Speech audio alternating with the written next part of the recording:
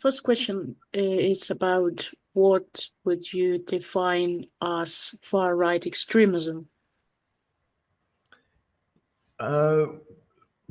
We're not comfortable with this vocabulary, far right. We don't like the word far, and we're not even very comfortable with the word right or left.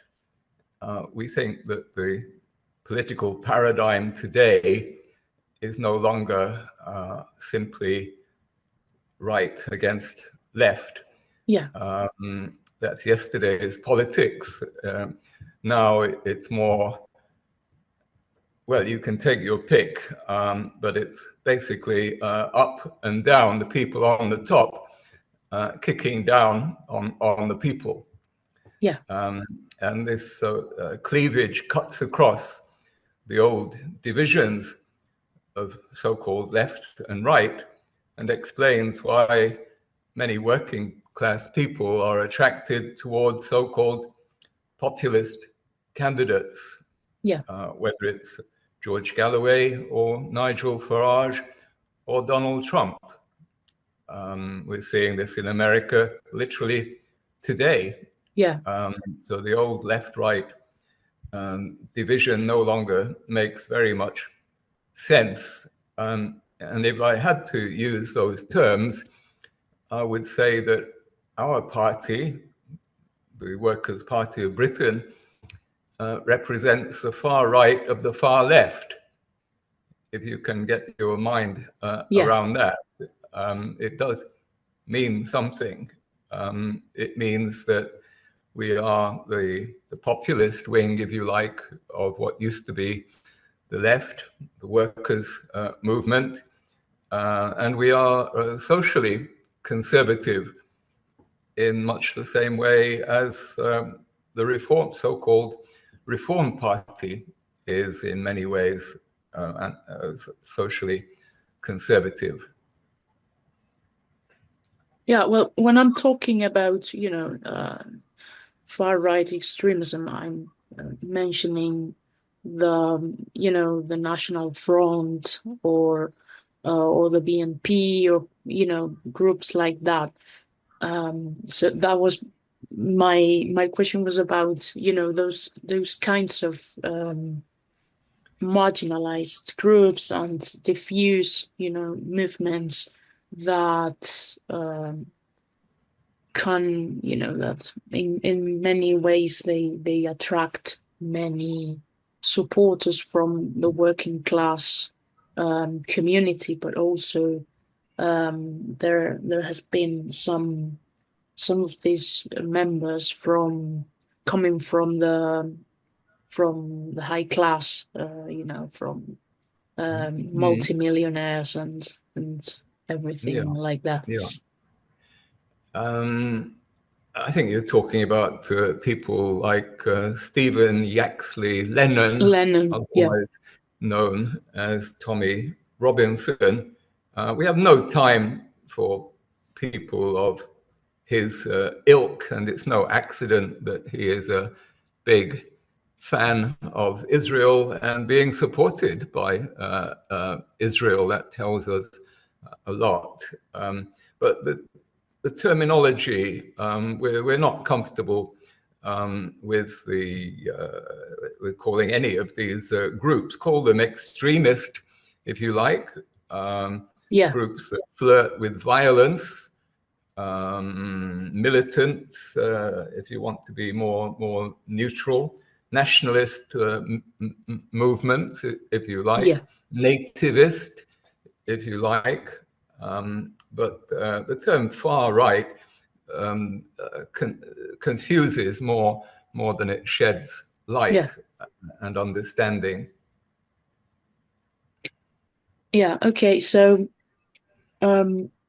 moving towards the part of racism and the attacks to the Muslim community, especially now that the question of Gaza and the Middle East conflict between Israel and Palestine, it's affecting and making an impact on British politics.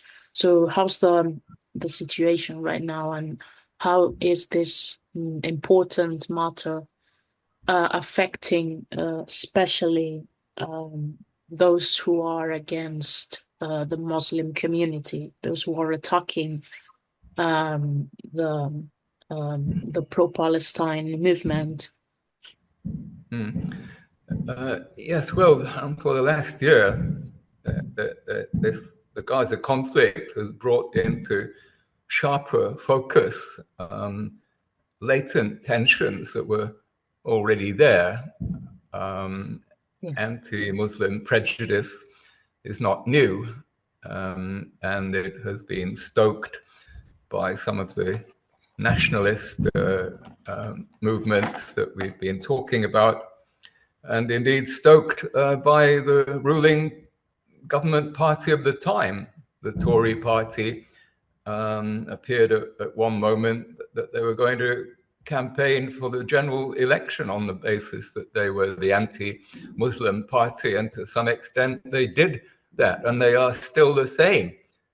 It speaks volumes that the new leader of the Conservatives, a black woman for heaven's sake, has appointed the dreadful Priti Patel, perhaps the most pro-Israeli member of the previous Conservative governments, a woman who lied about her close relations with Israel and was actually kicked out of Theresa May's government, that the new Conservative leader should reach back into the past and fish out of the pond this ghastly woman, Patel, tells you everything you need to know about the Conservative Party not having changed in the least. Islamophobia, although I hesitate to use that term, it obscures more than it clarifies, but Islamophobia is a thing in British politics, and it's almost indistinguishable from all the discussion and the controversy about migration. When you scratch the surface, the anti-migration people are almost invariably talking about Muslims. Yeah. So what about the Labour Party? Because the Labour Party, I think there's a, you know, the Starmer,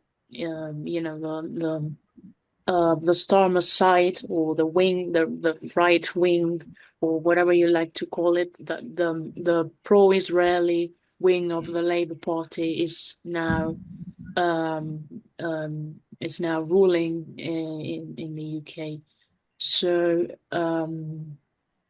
what are these contradictions between, members of the Labour Party that have been very outspoken about supporting Palestine and ending arms sales to Israel, and between that part of the Labour Party and Keir Starmer and his cabinet, who are, still supporting the Israeli regime? Well, it has been a remarkable turnaround for the Labour Party, which only as recently as 3 years ago might have self-identified as a pro-Palestinian party, and now surely, if it's honest, it must self-identify as a pro-Israel party.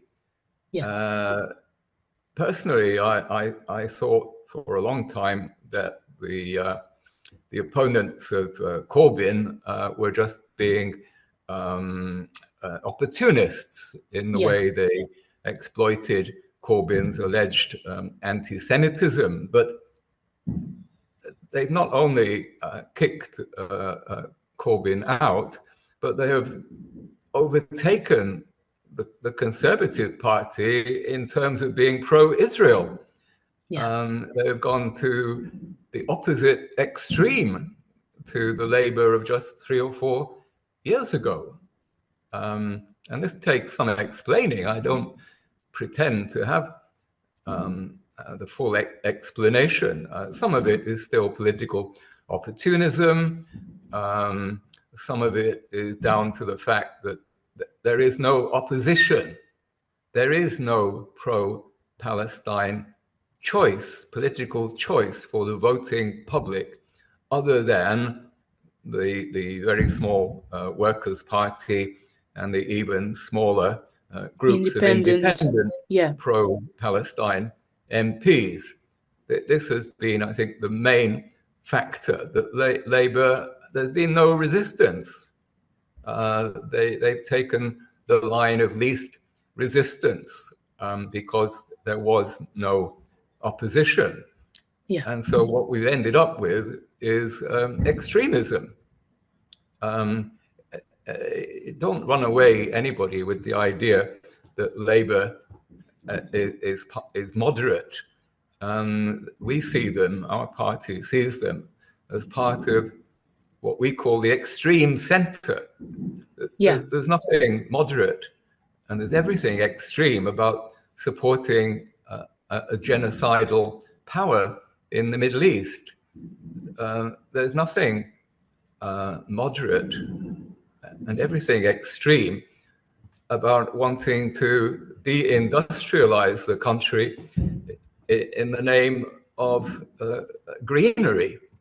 There was nothing moderate and everything extreme about campaigning for even tighter restrictions during the great hysteria over COVID, when the entire left, not just British Labour, but the entire left in Europe and America and across the Western world, the entire left came out in its true authoritarian, statist, technocratic colours. This is what the extreme centre looks like. These are the real extremists. We are the moderates. Yeah, maybe we should change the terminology and say that the extreme right or the is this extreme center that we're talking about, and we should say that many extremists are within the Conservative and the Labour parties instead of well, I don't think the Workers' Party is an extremist party, but you know, many for the media maybe this is the case because they have to give support to the main parties, just the Conservatives and Labour, maybe the Lib Dems sometimes, but in terms of the development of this extreme center, can you could you tell me how is this developing through the whole United Kingdom? Because we also have the SNP in Scotland, which is another nationalist party with different objective, but it's also a nationalist party. So what are the main, you know, how's been the development of these policies against the people from the main parties, and how can we analyze it on a UK-wide scale with Scotland, Wales, and also Northern Ireland?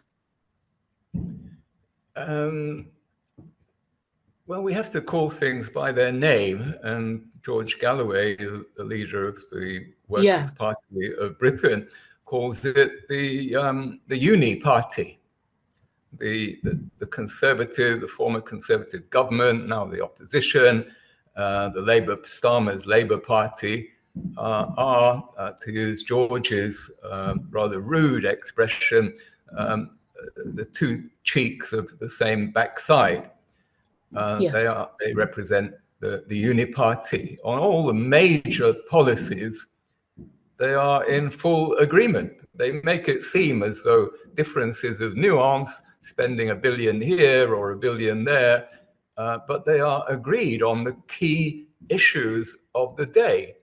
And the same applies to the smaller nationalist parties in Scotland, Wales, and Northern Ireland. They're all in total agreement that we should support Ukraine, for example, that we should pursue a greenist ideology, that we should trust the scientists with our lives and our health. They're all in favor of rule by the technocrats and the Bank of England and surrendering power to the technocrats. So they are just different facets of the uniparty, which is the enemy of the people, and wishes now to silence the people. And that's why we're seeing so many efforts now to use the pretext of, for example, hate speech to silence opposition. Yeah, but I guess the British people are seeing now, because the results in the last general election proved that many independents and many members of the Workers' Party, many candidates from the Workers' Party, had a very important results coming from a new party.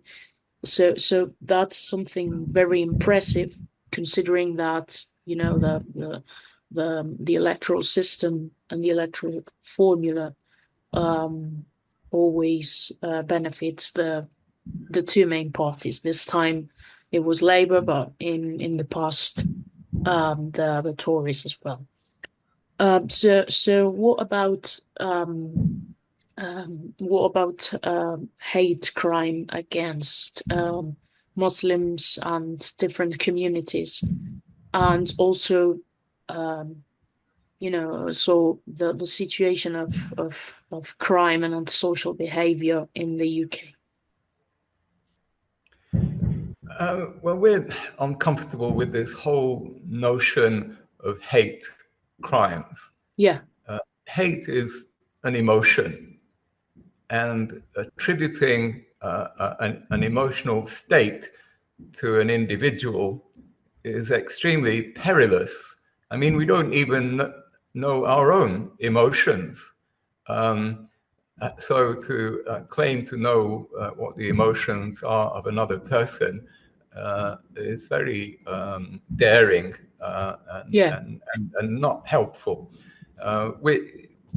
Society managed for decades, if not hundreds of years, without this notion of hate crimes and hate speech.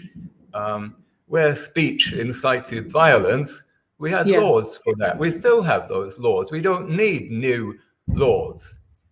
All this talk about hate crimes and hate speech only serves to increase tensions between the different elements of community and make one or the other community feel victimized. We've seen in the aftermath of the dreadful Southport tragedy how many white people now feel victimized because they feel that the authorities were hiding elements of the truth, that they're not able to speak their minds. This is wrong. The Workers' Party is totally against the excesses and the violence that occurred after the Southport police brutality. But you have to understand where people are coming from, and this whole tendency towards suppression of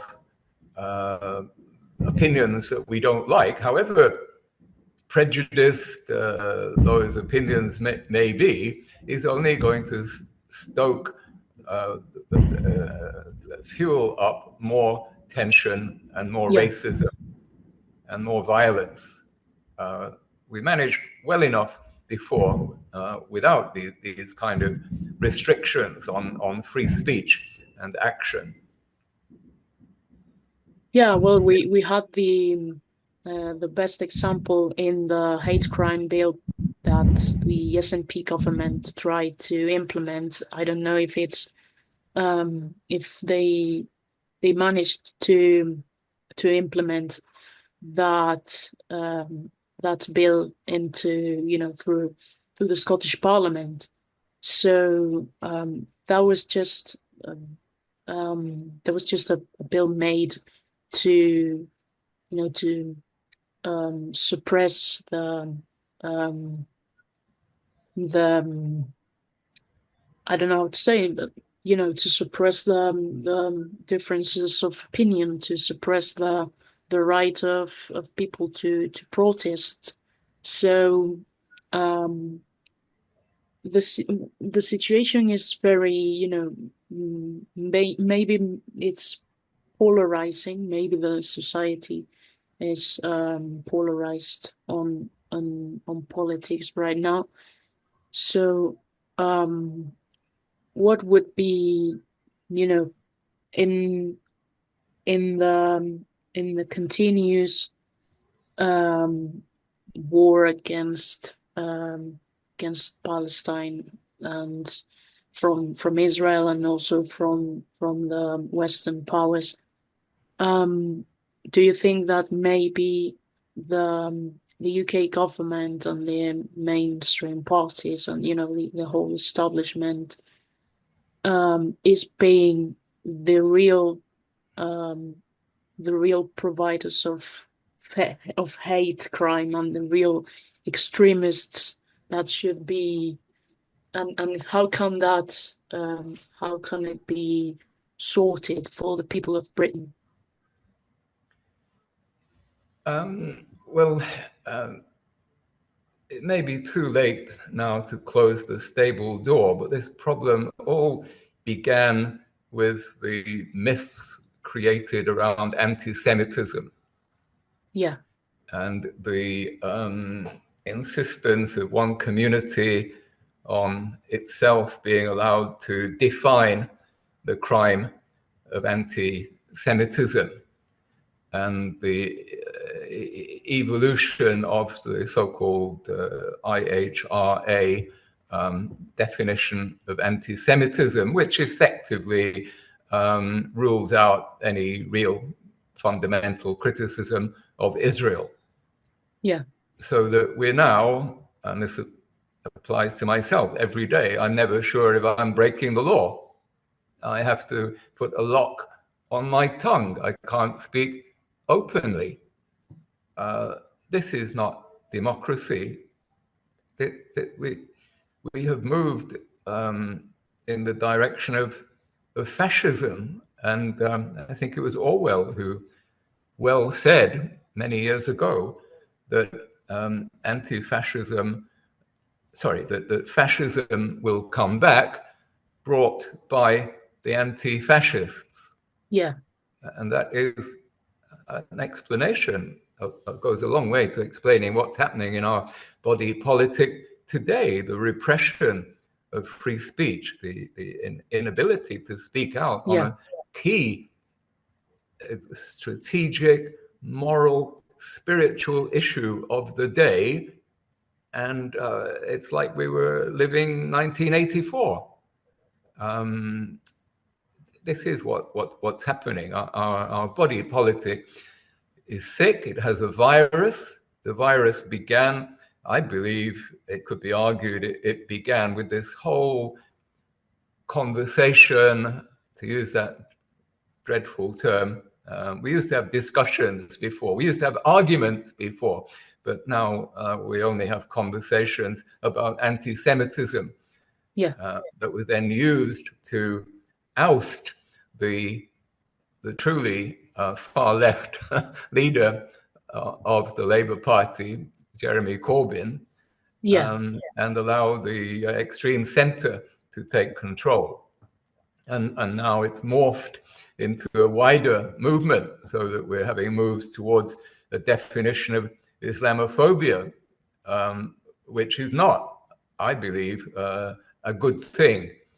We've taken a wrong turning, and ideally we would go back and wipe out, expunge all of the selective prejudices that we have. Why isn't there a definition of Russophobia? You can say absolutely anything you want about Russians. That's not a crime. To say you hate Putin, hate Russia, nobody is going to call you to account for that. But use the same language and they about have Israel, banned and the police will be knocking on your RT door. and all the channels from Russia. They have banned the RT channel and Sputnik and exactly.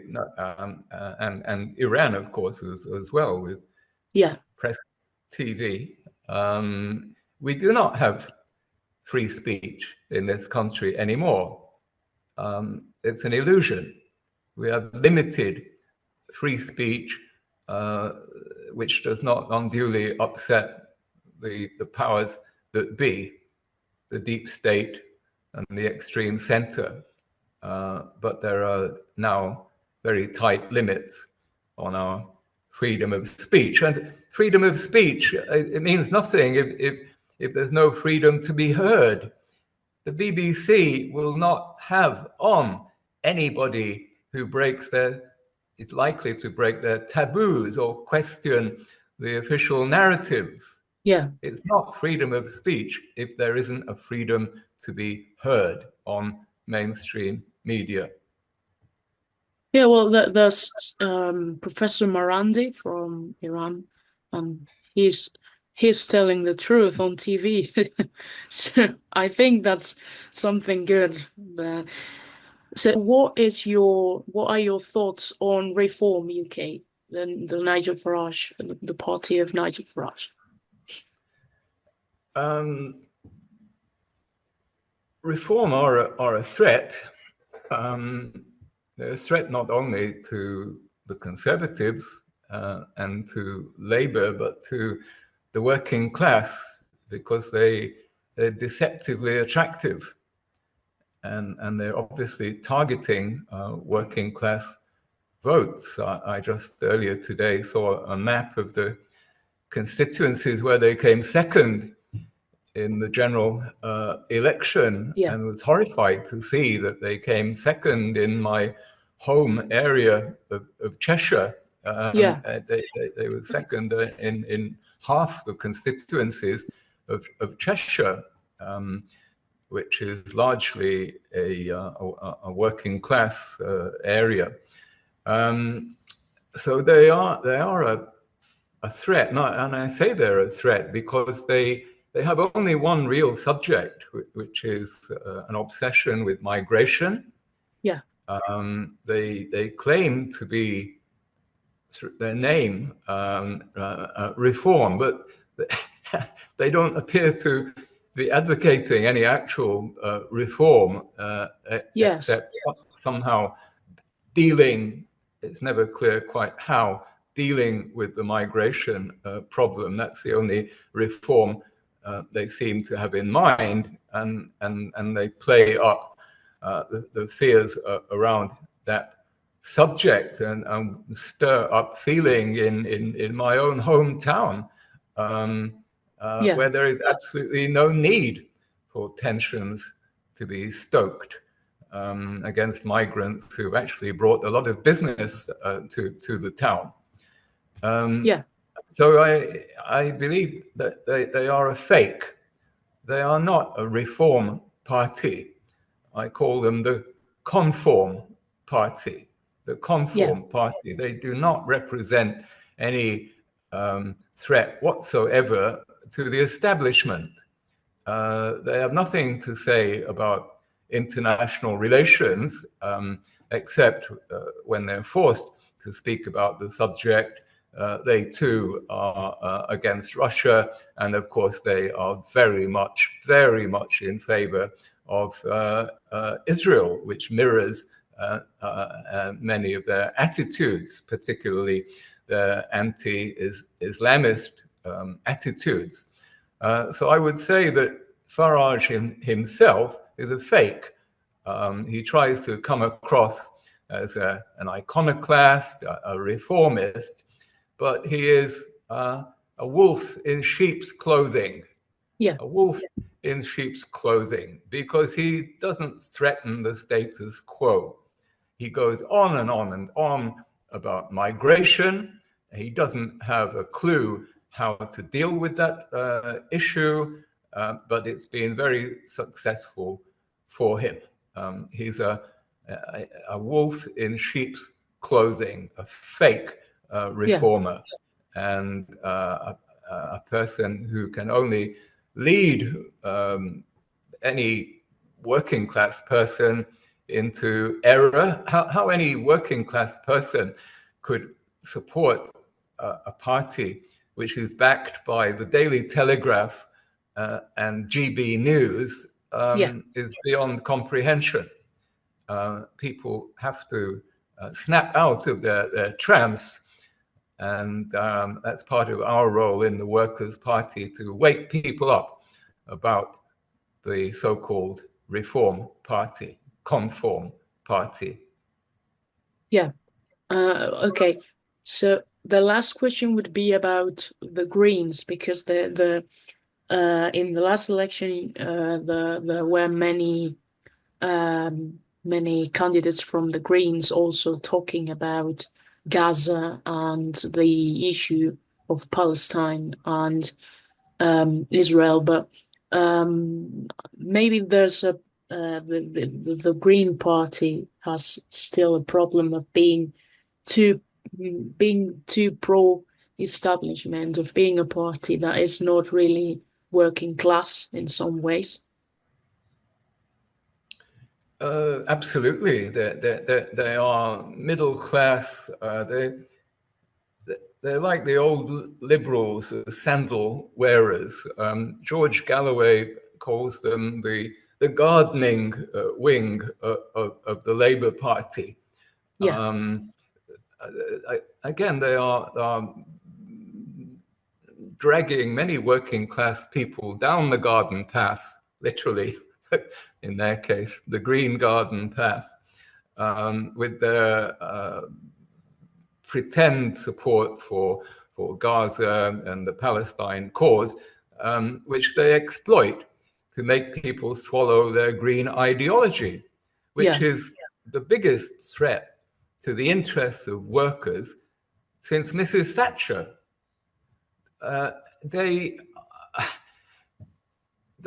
The green threat, of course, runs across the political spectrum.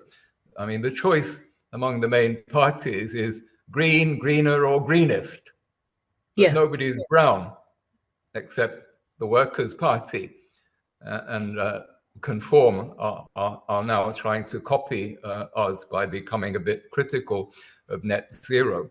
But the Greens are a threat. The practical result of their policies will be to destroy thousands and thousands of workers' jobs in the illusory pursuit of changing the world's climate. I mean, it beggars belief. It is childish. It's a religion. It's a cult. It is not grounded in reality. It's a fairy tale that they tell people, and people follow it to feel good about themselves. In some cases, anti-capitalist people think greenery is good because it's destroying companies, which for them is a good thing, regardless of the results for workers. But honestly, the green ideology is a huge, huge threat to the interests of ordinary working people. Yeah. Okay, so I'm going to stop recording. If you, well, do you have anything else that you like to say?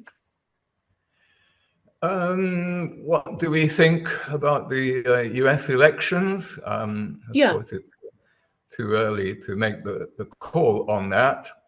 But our party do not freak out at the mention of Donald Trump. We're not admirers of Trump. But he's going to win. But we're even less admirers of Harris. And we think it would be a fantastic thing for the incumbent American rulers to be taught a lesson and to lose power after what they have done to Gaza. That would be, for us, the main lesson and advantage of a Trump victory. It would be a defeat for the Biden-Harris policy of supporting genocide, and therefore very much to be welcomed, especially if Michigan, with its Arab and Muslim voters, proves to be the deciding factor. Yeah, let's hope. Well, I admit I also prefer Donald Trump than Kamala Harris, but that's a personal opinion.